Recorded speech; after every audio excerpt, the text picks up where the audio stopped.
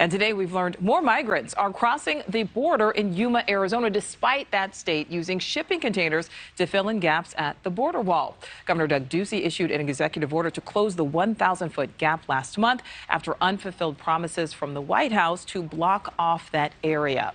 And NewsNation's Allie Bradley has been following the story from the very beginning. She joins us live. So, Allie, there's some new numbers that really show an increase in illegal crossings since these containers went up.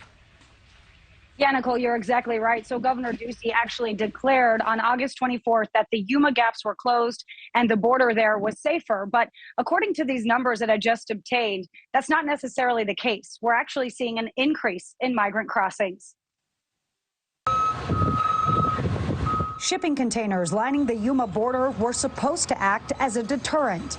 But new numbers show an increase in migrant crossings. The week the project was under construction, 5,921 migrants crossed into Yuma, according to Border Patrol numbers. The week following the completion, 6,202 migrants crossed into Yuma. That's an increase of 281 crossings, despite the shipping containers being placed to act as that deterrent. Yuma Mayor Douglas Nichole says he agrees with what the governor is doing, and the only way things will change is if the federal government takes action. We need to have a congressional change. We need to have the Secretary's office step up and put actual policies in place on the current laws that would discourage and prosecute people who are coming through. Not only are the shipping containers not acting as a deterrent, but they're also pushing people into other parts of the Yuma sector that are struggling to handle the influx.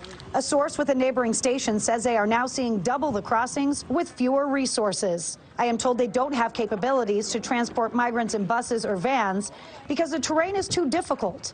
So they're making multiple trips in trucks in order to respond to the increase. The massive groups are still coming through the 6-mile gap along the Cocopah Reservation, so they cannot legally build any kind of wall there. Border Patrol agents have been referring to this space as the governor's funnel. It does allow for more efficiency when it comes to processing and transporting since it's all in one area. However, it's not acting as a deterrent just yet.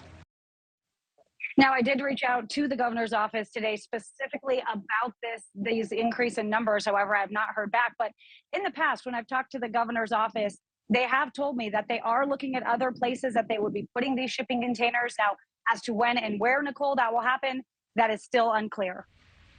All right, Allie Bradley, with that, thank you.